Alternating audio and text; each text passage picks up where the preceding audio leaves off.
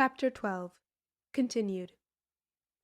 On sped the stallion, beating with his steel-shod feet, a quick and sharp tattoo upon the wood-clad street. At 46th Street, rousing cheers went up from jockeys and attachés of the Annie stables, and others who had stopped at this point, Cleo making due acknowledgment by raising her hat and gracefully bowing. Just above this point, another squadron essayed to stop the bounding black, and he, as had the others, failed. "Stop that stallion, with his master on his back! Stop the steeds of the wind when old Boreas rides!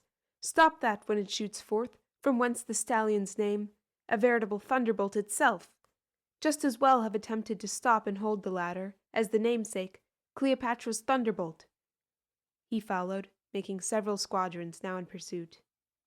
On he bounded, and after him, some ways after, came the mounted quad, squadrons at full tilt, but gaining at the wrong end of the race. In other words, increasing the distance between them and the steed they pursued, by pertinaciously sticking to it, the race. Just before reaching 51st Street, where are located the 7th Avenue Railroad stables, a 5th squadron attempted, by the same tactics put in practice by his confreres, to stop the flying animal, meeting with the same success, but, to be revenged, he followed, like the others, in hopeless pursuit. A rousing shout went up from a big crowd about the stables as Cleo sped by, like a shell from a Dahlgren. On the west side, however, as the collection of cars by the stables prevented passage on the east side and right of the avenue. From this point to the 59th Street the ground rises gently, but this seemed to be favorable, rather than the contrary, to the motive power of the stallion. With a speed positively terrific, he bounded over the gentle rising ground, seemingly conscious that his gait could not be exceeded if equaled, and that all pursuit by squadrons, on corporation horses, was utterly useless. Like a meteor loosed in ether, and flashing through space, shot Thunderbolt from 51st Street to the Park, with 5 squadrons at full tilt in his wake. But when the dashing equestrian reached the Central Park garden, and slowed down Thunderbolt before turning out of the avenue, the voice of the genus homo raised high its applauding tones and notes of appreciation, not to say admiration. The visitors, of which there were not a few, barkeepers, waiters, cooks, scullions, and attachés, generally, of the institution, who had secured standing room outside some seconds before the coming up of the fleet-footed stallion and its gay, dashing, and handsome rider, not to speak of the hack drivers opposite, sent up a loud, lusty, and prolonged cheer, waving hats and handkerchiefs, napkins and dishcloths, as the hero of the occasion dashed up and by. Turning into 59th Street, to the right and east, at a moderate gait, the recipient of this vocal tribute made due acknowledgment by uncovering and bowing gracefully, smiling sweetly, and waving her glossy castor. Then looking down the avenue, she waved the tile at the advancing squadrons, 2 of whom were a number of blocks down, one being closer on, but not right at hand. She looked for Prince, but he was far down the avenue, working the 6-mile gait, and not in sight. With one more swing of her hat, and another bow to the C.P. Garden crowd, she gave Thunderbolt his head and her spurs, and was off like the wind towards the eastern boundary of the park, followed by the cheers and eyes of the spectators, who all rushed to the middle of the street, as she dashed off, to hold her in sight as long as they could. If her ride up 7th Avenue was not what would have entitled our heroine to a full triumph in Roman antiquity, Rome's palmiest days, it would have secured for her the lesser triumph of ovation, and such she received at the hand of her fellow citizens who chanced to be on the avenue on the afternoon of her famous ride, only excelled by Dick Turpin's ride to York. Chapter 13. Captured. Cleopatra reached the East Drive entrance just as the foremost squadron reached the head of the avenue, and had turned into the park before the other turned into 59th Street, which he did with no greater delay than that caused by slowing down previous to turning the corner. He was resolved to follow the flying stallion into Westchester County if need be, aye, even onto the confines of Canada, if his horse would hold out. He had set his heart upon the capture of the audacious rider, and he considered it only a question of time, not fast time, in his case, as compared with the time made by the other. As time was of no consequence to him, he would ride for the honor of the capture, though he rode to the frontier of the new dominion. This being the tone and tenor of the squadron's resolve, it was evident that Cleopatra had put her foot in it, as she would say. The rest of the pursuing squadrons, riding to the head of the avenue, and seeing a comrade pressing forward on the warpath, relinquished the chase, judgment proving the better part of duty with them.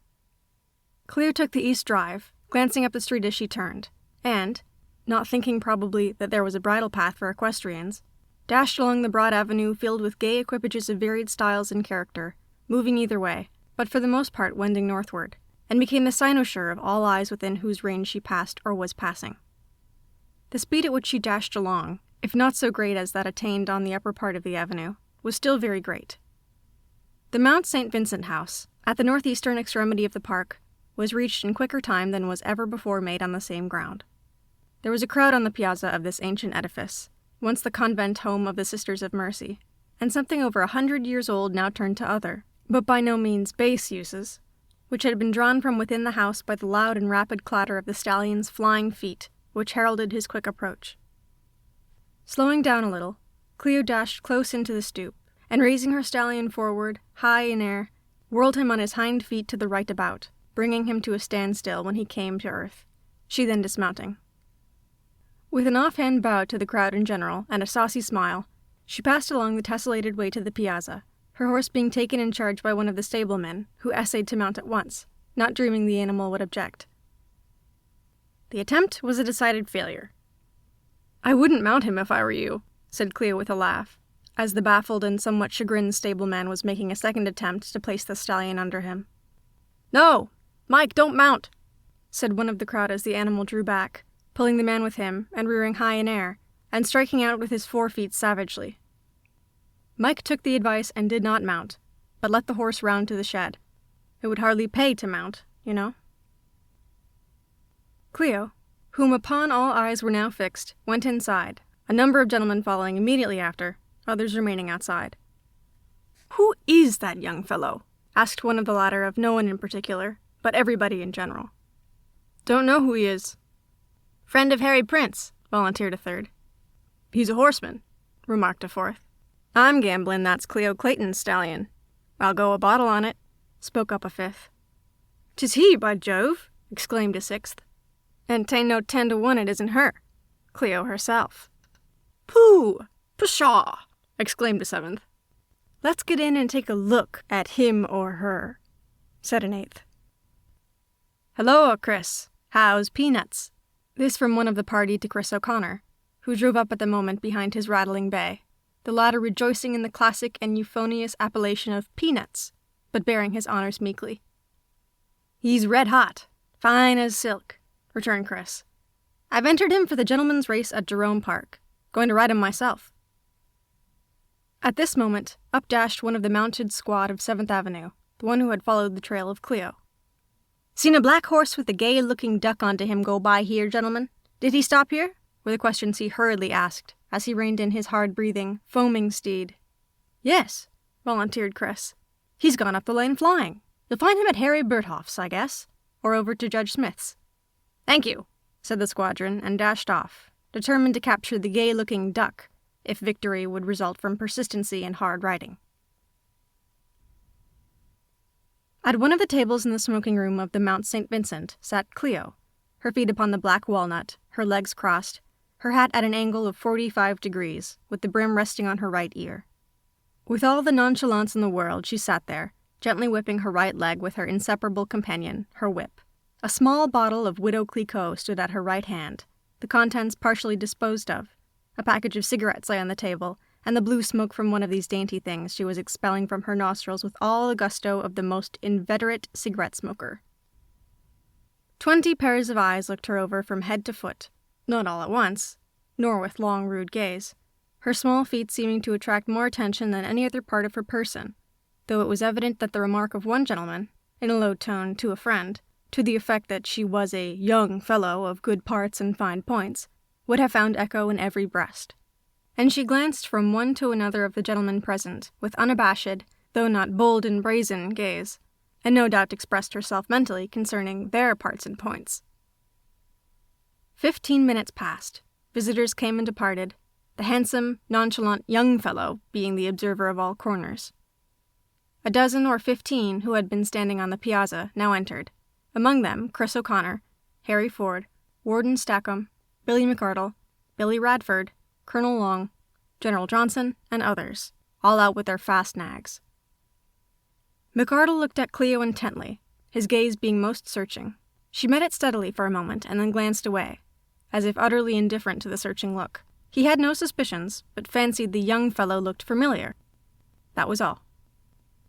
"I say, young fellow, I sent the cop up the lane after you," said O'Connor to Cleo, he having seen and been passed by her on the drive.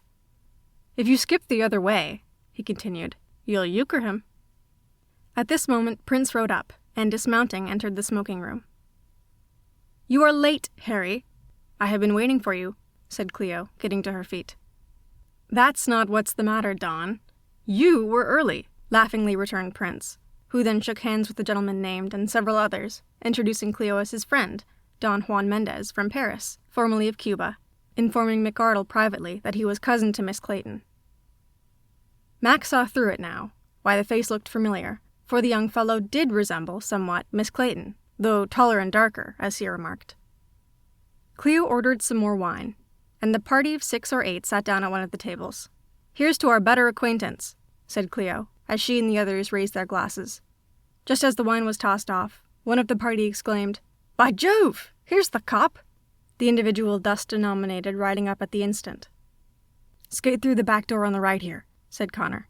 "Come, I'll put you out of his reach," he added, rising. "Oh, no. Thank you, but I have a curiosity to see the cop, as you call him," said Cleo with entire unconcern, whipping her right leg as she spoke. The dismounted squadron entered. He was smiling instead of scowling.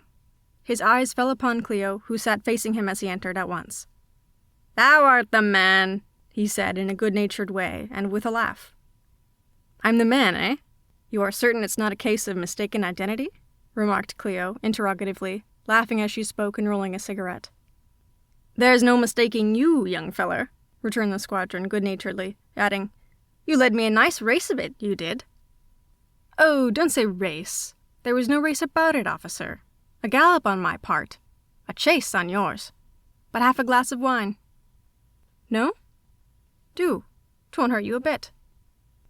"Not any. Some other time, young feller," returned the squadron firmly, though probably he would not have objected in private. Very few of his confreres would, in fact. Many wouldn't hesitate to imbibe quite openly. "Well, I guess you are a pretty good officer," said Cleo. "What's your name?" she asked.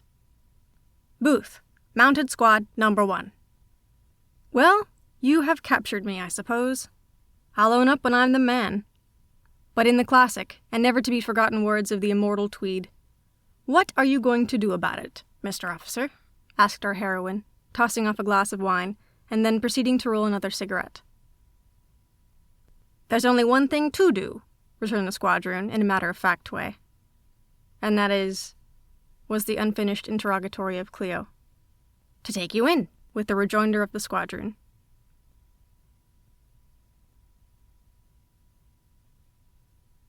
Chapter 14. Chris O'Connor's. It was about 10:30 on the evening of the day of the dash of Cleo up 7th Avenue and through the park, when she and Prince got out of an upward-bound 23rd Street stage on the corner of Broadway and 14th Street. "We'll go into Chris's," said Prince as the two reached the walk, proceeding eastward as he spoke. "Yes, and if Mac is there, I'll essay to beat him on his own vantage ground," said Cleo, laughing. "And fail in the attempt," returned Prince. "And then again, perhaps not, Prince Hal." O'Connor's popular billiard room was in full blast as they entered. The 11 tables in the lower hall, as many more upstairs, were all a-going in billiard parlance. The proprietor was lighting a Reina Victoria at the end of the bar, from behind which he had just come, having taken a hand in during a rush of bibulous mortals from the Union Square Theater, out but a few minutes before. His solitaires flashed and flamed like Fresnel lights. Jerry, the curly-haired, blue-eyed blonde, and presiding genius at the bar, pleasant and active, was attending to the wants of the inner man in a variety of individual cases and his productions in the way of cocktails, sours, smashes, and the like were fully appreciated, coming as they did from a master hand. "Ah, Don," said Chris, as Cleo and Prince came round where he was standing, extending his hand to the former after saluting the latter. "Well, how'd you come out of Jefferson Market?" he asked of Cleo immediately. $37 and some odd cents out, replied the latter, laughing, drawing from her vest pocket a cigarette. "Cheap enough, too, for the entertainment," she added. Mac at this moment came in, and joining the trio, asked the same question Chris had before, being answered as the latter had been.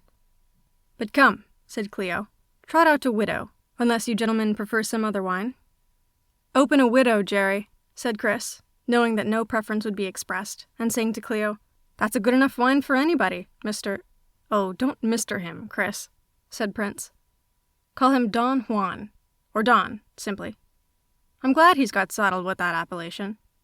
He got it the first night he arrived in the city, and under peculiar circumstances. Only I hope he won't come to such a bad end as did Don Juan Tenorio of Seville, the original D.J. "Oh, I shan't be so naughty, Harry," said Cleo, laughing archly. "I don't know why he shouldn't be as successful as D.J. of Seville, if he aspires in that direction," said Chris to Prince, the remark being an intended compliment to Cleo. "But his honor and innate goodness will prevent his following in the footsteps of his illustrious predecessor, and thereby he will avoid his fate," said Prince, smiling maliciously and looking significantly at Cleo. There was no knowing what the latter would have said in return, had not Prince, at the moment, saluted a dapper gentleman with long black beard, who came up with, "Helloa, Doc, how are you?" introducing him to Cleo as Dr. Rodon, USA, and Cleo to him as Mr. Mendez, of Cuba, to be called Don Juan for short. The wine was waiting, foaming and sparkling in the glasses, and Cleo, calling the attention of the gentleman to the golden liquid, it was drank off with the usual compliments. The subject of billiards was broached, and for some 15 minutes the conversation was carried on, Cleo taking the lead. "Let's play a four-handed game," said the doctor, a great lover of the game beautiful, supplementing the proposition with the interrogative, "What say?" looking at Prince and Cleo as he spoke. "Here, gents," spoke Mac at this moment. "Here's another widow waiting your wooing and winning. Take her to your bosoms while she's yet in good humor." A second widow had been opened by Jerry, and the foaming liquid sparkled in the glasses, awaiting appreciative and loving lips, and wooed and won the widow was within a minute. "Cigars, Jerry, the best you have. Some of those Henry Clays," was the order of Prince. Cleo rolled and lighted a cigarette, the others lighting their cigars. The doctor made up a four-handed game, with Mac and Prince on one side, and Cleo and himself on the other, Mac to distance Cleo. It was to be the American four-ball game, each shot to count one, and the full string of 100 points to be played, counting 3 games. The head table happening to be vacated about the time the game was made up, it was secured. Though several were waiting for tables, this was not claimed scrub players, avoiding it as a general thing, as, from its situation, the audiences were apt to be too large to be agreeable to those who were too weak at the game. Consequently, it was occupied mostly by players ranking from fair to middling and first class, the latter not objecting to a crowd of lookers-on. "One thing, Doc," said Chris, who went over to the table with the party. "I've had all the cues newly leathered, and I don't want you to bite off the leathers when you happen to miss a shot. I won't have it." "You go to the devil," said the doctor with a laugh, going to a rack for a cue. "Mac, don't drop on it. Don't suspect anything," remarked Cleo to Prince, who was looking for his cue in the private rack near the door, she also looking for one to suit her hand. "No, not at all," returned Prince. "It all lays with you whether you give yourself away or not." Finding her cue, Prince took Cleo's whip and passed it over to Jerry for safekeeping. "We'll play him for a bottle, Don." "Partner," said the doctor, looking at Cleo, who, having found a cue, was taking off her gloves. "Oh, to be sure," she replied. "Wine won on a wager tastes sweeter than a boughten wine, I think. How is it, Harry?" "You'll be able to tell us how wine lost on a wager tastes by and by," returned Prince. "I don't know how you play, Don," said the doctor to his partner, "but we shall have to knock out all the play there is in us. If Mac once gets the balls, we are gone up. Turning to the latter, he said, "You and I string for lead." Cleo, getting off her kids, took off her coat, which was taken by an attendant, and hung up. No little attention did Cleo attract upon her entrance, for her beauty of form and feature, her faultlessly fitting, showy but elegant garments, and to say nothing of her free and easy way, not without dash, though abandon predominated, her graceful carriage and captivating smile were such as to draw the eye in admiration. And now that she was in for a game of billiards in which Mac, the much-admired expert, was to take a hand, she drew to herself the gaze, nothing if not admiring, of many pairs of eyes. In stringing for the lead, the doctor won, and scored 11 points, making that number of shots. Mac got in and scored 23, missing the 24th shot by a hair's breadth. But with billiards, as with everything else, a miss is as bad as a mile. It was now Cleo's hand in, and stepping to the foot of the table, near which lay her ball, the spot, every eye upon her, to be pleased or disappointed at the first stroke, she quickly but easily struck the ball, not indulging in the seesaw moment so common to many players. The shot to be made was not a very difficult one, nor was it a dead sure thing. Mac might have missed it, but wouldn't have asked for anything easier. The 2nd, 3rd, 5th, 11th, 20th, 29th shot convinced the lookers-on that the stranger's game was in keeping with his person. Admirable. Handsome should handsome do, and Cleo certainly did do handsomely. Her graceful movements and attitudes at the table, the handsome manner in which she handled the cue, her quick eye, unhesitating play, fine touch, good judgment and execution, were extolled as being far beyond the average of billiard qualifications found in players, and completely won the lookers-on. Approving glances were exchanged, and undertoned remarks were uttered, such as, "He's no slouch. Handles cue prettily, don't he? Guess he's got a billiard eye on. Seen a table for tonight. He don't wait a fortnight, and saw wood a week before shooting. Glad he can play. I like him," and other expressions of like character, the last mentioned expressing it exactly. The handsome young stranger had captured them, and they wished him to show at billiards that he was proficient, if not preeminently skillful, and they were more than satisfied. Harry Prince, who never allowed himself to show surprise, did show something very like it at the play of Cleo, while the doctor exclaimed vivaciously as she added 29 points to the string, and subtracted the 23 points Mac had made, leaving nothing on the white. "That's my partner, that is." "Your game has improved, Don, since we played together," remarked Prince, as he chalked his cue preparatory to making his first shot. "You think so, eh? Well, I must do the best I can, as I have a partner interested," returned Cleo, laughing. "I'll risk you," said the doctor. "Mac had better discounted me than you." "Thanks for the compliment, doctor," returned his partner, bowing. "But I may prove to be a quarter horse. Everything in the quarter, but nothing in the mile." Prince scored 7 points only when the doctor got in, wresting 19 points from the ivories, slipping up on an easy shot, at which he struck the butt of his cue heavily upon the floor, muttering something about hard luck. "That's allowable, Doc," said Chris. "But no biting leathers off." Bursting into a laugh, the doctor counted his 19 points on the string, the game standing the 59 for his partner and himself, against 7 for the other side. "Pretty good odds," he remarked to his partner. "But it's Mac's play now." The latter came up smiling, as usual, chalked his cue leisurely, and went to work at the balls. When he got through, the strings told another tale. 64 on his side, to 59 on the other. He had captured 57 points on his raid on the ivories. "There ain't so much laughing as there was, Doc," said Harry Prince, looking up at the strings. Before the words were fairly out of his mouth, Cleo was on the war-path, meeting with a rapid series of successes until she struck the 23rd blow, when she retired defeated, but carrying off the 22 points captured, adding these to the black and taking a corresponding number from the white. The two strings then stood, 81 for the doctor and herself, against 42 for the others. From this time out, good playing was more honored in the breach than in the observance. Mac's hand seemed to have lost its cunning. Cleo played gracefully as ever, but fortune shunned her. The doctor had hard luck, and Prince couldn't play for sour apples, as he expressed it. The former made a run of 21, but no other of his or the others reached the teens. The game dragged its slow length along, resulting finally in victory for Cleo and the doctor, the former having the last hand in, giving the coup de grace, and winning by 19 points. Taking up a glass of wine, 2 bottled had been opened during the game, she said, looking at Prince with a roguish smile, "The bottle won is the bottle to come, Harry," and tossed off the sparkling liquid. "You broke down awfully, Mac, on the home stretch.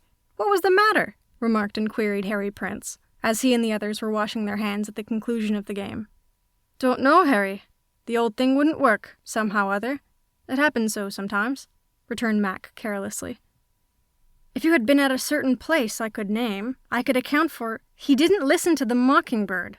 That's what's the matter," broke in Cleo, gaily laughing as she spoke and looking significantly at Mac.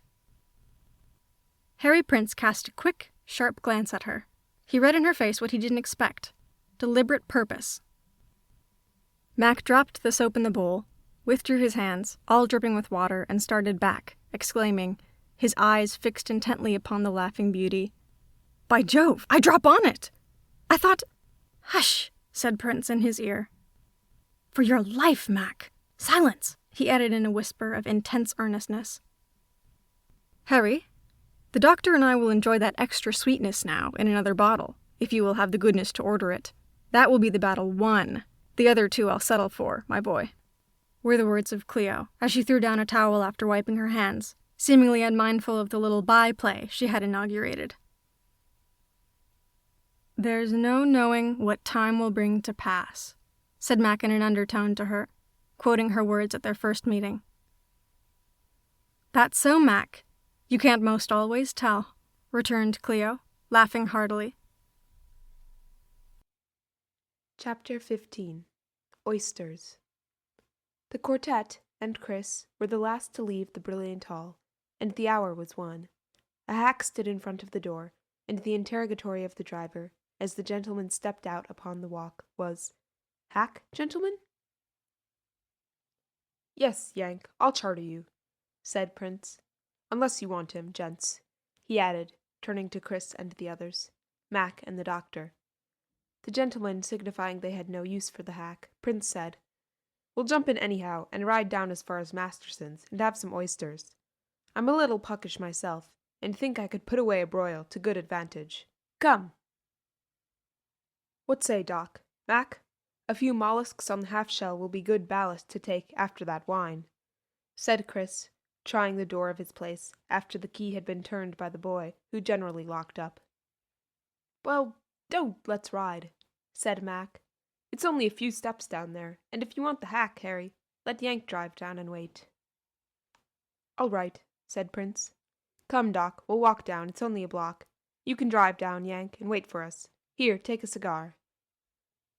"We might have ordered a carriage, Hal," said Cleo, looking askance at the not altogether elegant vehicle, which had weathered the winds and the storms of many a rough and rugged night for how many years the driver alone could tell, and perhaps not he. Prince understood the look, evidently, for he said immediately to his friend, who stood lightly whipping her right leg with her dainty riding whip, "It's not a very gorgeous trap, I know, Don, but Yank keeps it clean inside, as the best of them, eh, Chris?" "Oh, yes," returned the latter, and the party started along. "That Yank," said Prince to Cleo, "though one of the tribe of the Nighthawks, is a thoroughly good Indian. Devilish few like him in the tribe. He captures many a night owl, but I don't believe he ever scalped one. Went through him, no matter how overcome said owl may have been. Believe he ever did, Chris?" "No, Yank is square, every time," returned the latter. "Hullo, Toppy, closed up?" "How are you, Chris? Ah, Doc. How d'you do, Mac? Glad to see you, Harry." The speakers met with on the corner of the square and Broadway were the Benicia boy, and Jim Collier, the merry, inimitable storyteller, capital song singer, and wicked wag, at whose place on Broadway and 13th Street do congregate the knights of the sock and buskin, more or less of them, Jim having been trained to these weapons himself.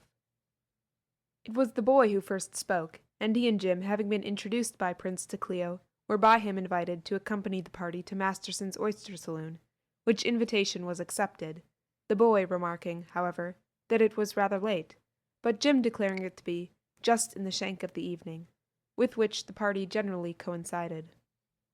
From the number of ladies and gentlemen seated at the tables in the elegant saloon, devoted to bivalvular entertainment, in 14th Street, partaking of the luscious bivalves in various forms, with foaming ale in mugs and glasses, at the hour above mentioned, even, one would have judged that they too considered it just in the shank of the evening, or were indifferent as to the hour, early or late.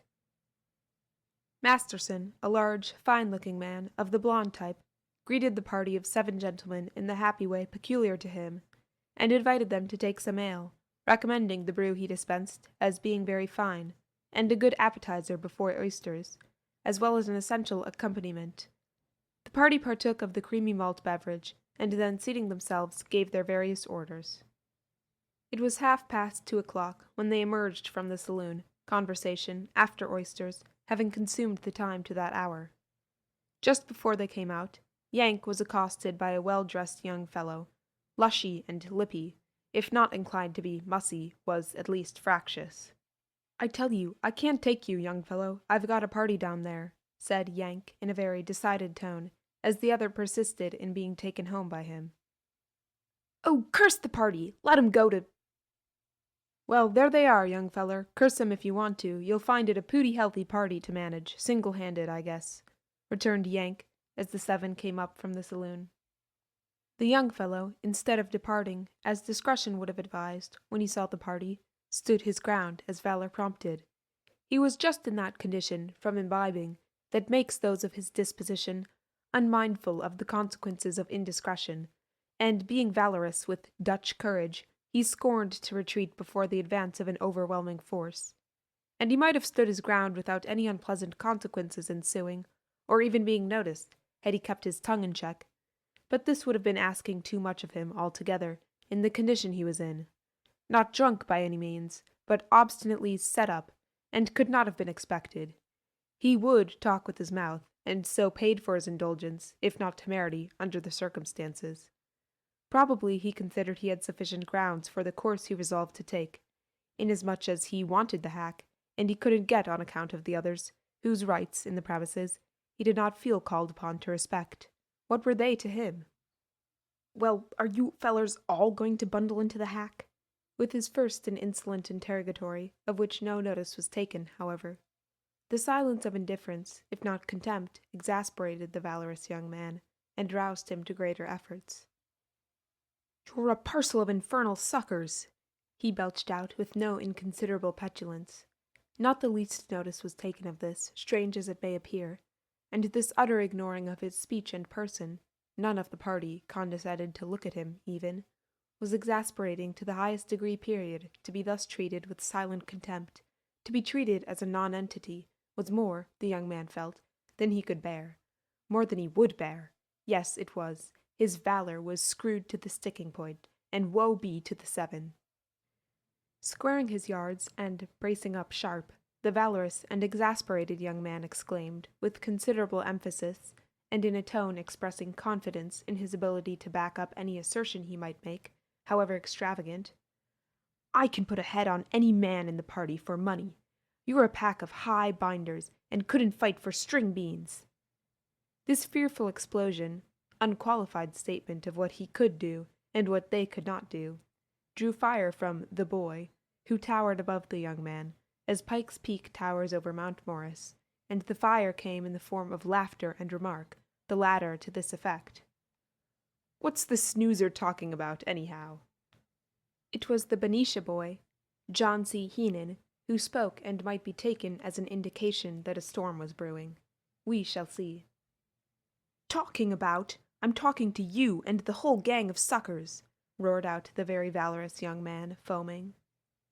"You'll get your ears warmed, young fellow, if you don't get out of this," said Jim Collier, in a quiet way that carried weight, but not to the very valorous young man, however.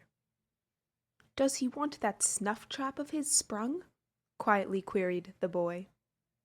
Cleo, who had been standing with his back to the belligerent stranger, now turned squarely about to take a good look at him. Standing nearest to him, she presented a good mark for a point-blank shot, and got it. "You're a gay rooster, you are. A high daddy boy, ain't you? Where'd you get those pants, young feller? They're stunners. Whew, but you're a gallus duck, you are." Anyone watching Cleo closely would have seen her eyes snap and flash with a quickly kindled but hot resentment, would have seen her lips compress tightly, her breast heave with suddenly aroused emotion. The fingers of her right hand, which had lightly held her riding whip, closed tightly around the butt of the slender weapon, heavy with gold, and would have seen her right foot, the toes rapidly rise and fall, from and to the walk, and would have known that the shot of insolence had gone beyond the point, up to which forbearance remains a virtue, reaching that where it ceased to be such. Immediately after these remarks from the insensate stranger, some one of the party said, "That galoot wants a plaster in the eye." This was immediately followed by one from Jim Collier, who, in a theatrical manner, nothing if not theatrical at times, said, "If it were done, when 'tis done, then 'twere well it were done quickly." These words were not fairly out of his mouth before the dainty whip was raised, as if to lash the rash insulter, but instantly there followed a quick, horizontal movement of the right arm of the holder, the fist, clutching the heavily mounted butt, coming in forcible contact with the face of the foolhardy, valorous young man, at a point right between the eyes, on the bridge of the nose, sending the recipient of the well-aimed and quickly delivered blow to grass. In prize-fighting parlance, in other words, it sent him to the walk, flat on his back.